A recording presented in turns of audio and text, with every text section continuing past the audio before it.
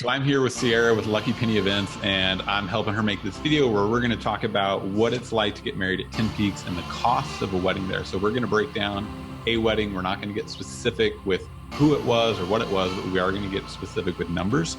So this was a wedding in the summer of 2021, and it was on a Sunday, and there were 82 guests. And so now we're literally going to itemize what the cost of this was so that you can be helped for that if you're thinking about getting married at 10 Peaks. So go ahead, Ciera.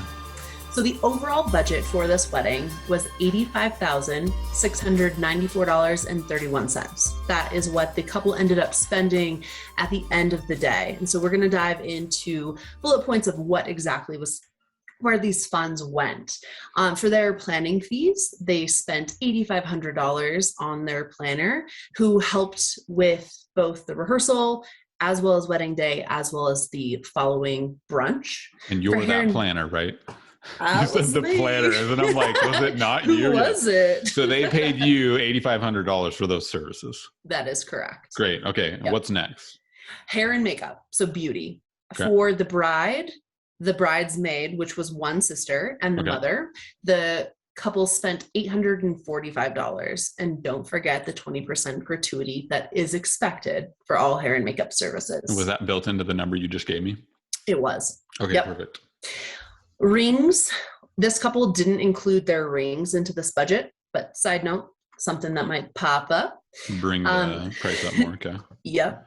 For stationery, they spent $3,312.87 for stationery. That would be including save the dates, all the postage, wedding invitation suite, and then day of items such as programs, menu cards, and of course postage. I already said that though. Yeah, I bet that looked beautiful. And just to drive it home again, if you're watching this and you wish that you could see this wedding, we're keeping this vague because we don't want to put vendors out or anything like that, but we find this is the best way to get you like actual physical, not like up in the cloud numbers. And so I would love to see what the stationery look like, but we just have to go past that.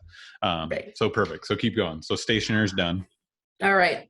The venue itself cost $6,200. And that was first Sunday. That was a Sunday. Yeah. That was the ceremony, cocktail hour, as well as the reception, which included the tent. And did the couple get ready there? They did not. So it's a mountaintop venue. 10 Peaks is mountaintop. It's at the top of the ski area. Really no infrastructure to get ready on. It's more like you take the ride up and you're up there. That is correct. Cool. Yep. Okay. They have restrooms, but yeah, you're not getting ready up there.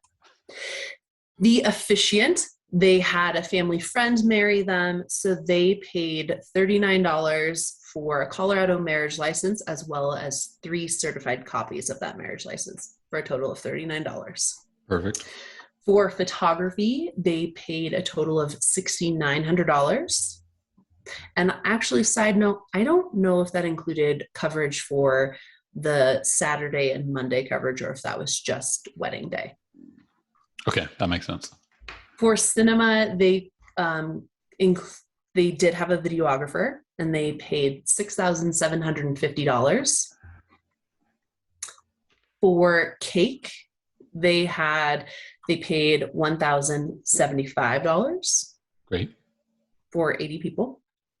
And then for catering, bar, and beverage, this venue requires that catering as well as all food and beverage go through the venue. Yep. They do have minimums when it comes to each day of the week. They have certain dollar amounts for Friday and Sunday events, as well as Saturday events. And in total, they ended up spending $19,950 on food as well as beverage for their 80 people. Depending on your guest count, you may not reach that minimum. And this venue is definitely willing to work with couples on, making their menu a little bit more, say, bougie in a sense, and bringing in specialty champagnes. And so for this wedding, we did bring in specialty champagne that was very expensive per bottle, but it barely got them to that minimum. Entertainment. So we did bring in a photo booth, which was a bus, and they ended up. How'd you bring a bus in? I know. There's a road to the venue. So it was a An 1961. old beat-up bus trying to make it up a hill. It's Oh a my little gosh. sketchy sometimes. And it's great though. I love it. It's $1,200 for a 3-hour time frame. So we used that during cocktail hour and the tail end of dinner. Ceremony entertainment, they spent $420. Cocktail hour entertainment, $500. And then they did have a reception band play, which I would actually say this is on the least lower end cost wise, because it was kind of an underground band. It was kind of a funky one. It was a 80s funk band, and they paid $4,000 for that band. Perfect. In total, they put aside $1,000 for gratuity, and then they also spent $1,000 gratuity to spread out across all of them. Cool. Yep. And do all couples normally do that? I know I You go to do. some weddings and sometimes I get it, sometimes I don't. I never expect it. Yeah. So that's a really good point. I always have a conversation with my couples well in the budget process of what to kind of carve out, because that's part of the budget. I don't want to throw $2,500 at you at the very end to put aside for gratuity. So yes, I would recommend that you do put that aside. I also have a conversation with all of my couples a month out from the wedding to refresh them of like, what did we originally talk about a year ago and how much is expected or not expected? Most vendors don't expect it, but it's appreciated. Yeah. It's always icing on the cake. It's always totally. Like, you're like, oh my God, they I didn't expect me. Especially if you don't expect it. Yeah. This couple did spend $1,200 on a light up LED dance floor, which is really cool. The floor itself lit up. Oh yeah, and it went to the beat of the music. Now people are going to be cruising your blog post with light up floors to try to figure out what wedding this is. We're not going to talk about it. Guest transportation. This venue does require, 10 Peaks requires that guests are transported to the venue. Great. So they don't want all the cars coming in and just parking and clogging up the system. Correct. Yep. Cool. Vendors can drive up there, but that's about it. So they spent $2,700 on wedding transportation for their 80 guests. Great. And then for rentals and decor, they ended up spending a total of, let's get this correct, $2,119 on all rentals. So that was tables as well as chairs are pretty much included in the venue. Yeah. But they're just your standard tables that you'd then throw linen on. And then they had white plastic resin chairs. So the couple kind of wanted to notch it up a little bit. They brought in a bunch of farm tables. They also brought in wood crossback chairs. They brought in their own custom velvet linens. So we definitely went more overboard on decor. Yeah. And then they also... was that running through you, just out of curiosity? Yeah. Perfect. Okay. I also... Because you do planning and rentals. That is correct. Okay. Yep. Awesome. Yep.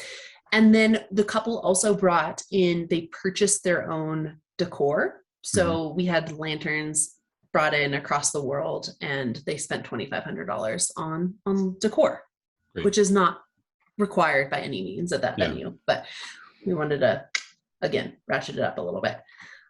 $4,200 was spent on florals. So I'll break that down a little bit more.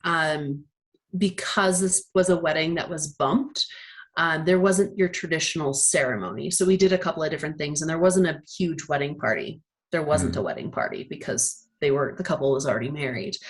They spent $200 on a bouquet, $100 on boutonnieres, about $216 on additional family florals.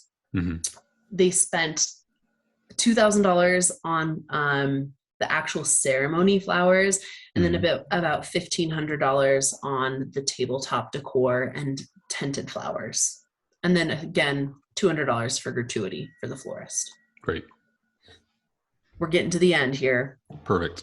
Favors and gifts. So the couple did purchase gifts for their parents, just as a little thank you, to show appreciation. Sometimes that is not, I see often that is not included into the overall wedding budget. And then they spent they did spend $550 on guest favors. And that was pashminas and and such. Yeah. And then in this budget, they did include their accommodations. So their rental home in downtown Crested Butte for the week. For the couple. For the couple. Great. Which was $1,597.48. And how long was that stay? I want to say it was just a few days. Okay. But so it was in this budget where they were staying, it's also included in that number. That is correct. Great. Yep. Is that everything? That is everything. Okay. So that should add up to roughly somewhere around $85,500. That is correct. Yeah. Okay, perfect. So if you're thinking about getting married at Ten Peaks, again, that was a wedding in the summer on a Sunday, 2021. The couple spent ballpark $85,000, and you heard everything that they got. If you're thinking about planning a wedding there, hopefully that is helpful for you to consider, like, oh, like that's a real tangible number to work off. Ciera plans there. You could reach out to her and she would be happy to plan your wedding. Hopefully this is helpful, and tune in for more stuff like this.